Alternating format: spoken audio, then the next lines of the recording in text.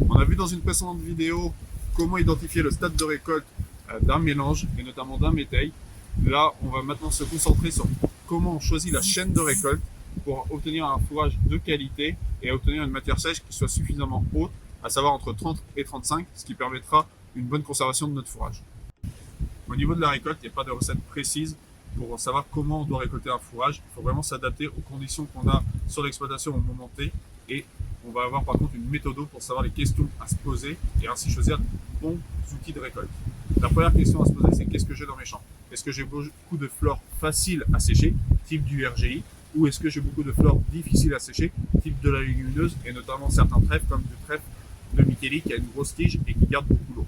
Plus on va avoir une fleur difficile à sécher, plus on va avoir tendance aussi à étaler notre fourrage pour pouvoir nous permettre de sécher plus rapidement et être au contact de l'air.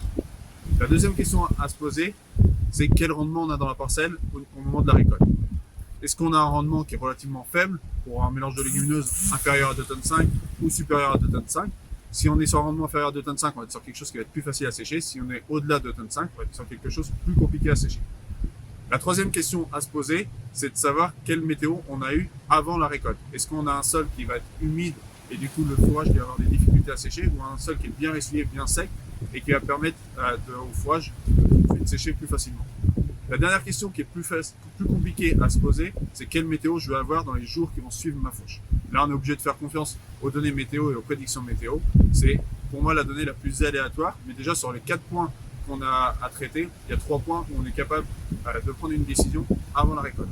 Si on prend un cas précis, ici sur cette parcelle de métail, on a une flore qui est composée essentiellement de légumineuses, c'est-à-dire qu'on va avoir une flore relativement compliquée à sécher, notamment on a du trèfle de Micheli, comme je parlais tout à l'heure, qui est plus compliqué à sécher.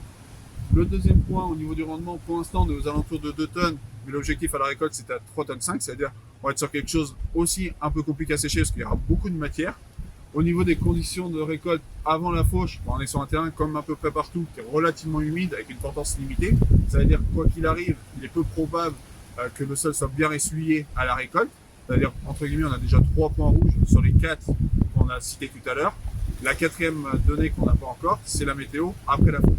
Il faut espérer avoir une bonne météo pour bien préfaner, mais on sait déjà que sur les conditions météo qu'on a cette année et le fourrage qu'on a récolté, on va avoir des difficultés à bien préfaner notre fourrage. C'est-à-dire qu'on va avoir tendance à étaler le plus possible notre fourrage et l'endainer simplement la veille de la récolte pour rajouter un petit peu de matière sèche, et le fourrage qui était dessous va arriver dessus, ce qui va permettre d'augmenter notre matière sèche de fourrage à la récolte et ainsi viser nos 30 à 35% de matière sèche sur ce type de mélange.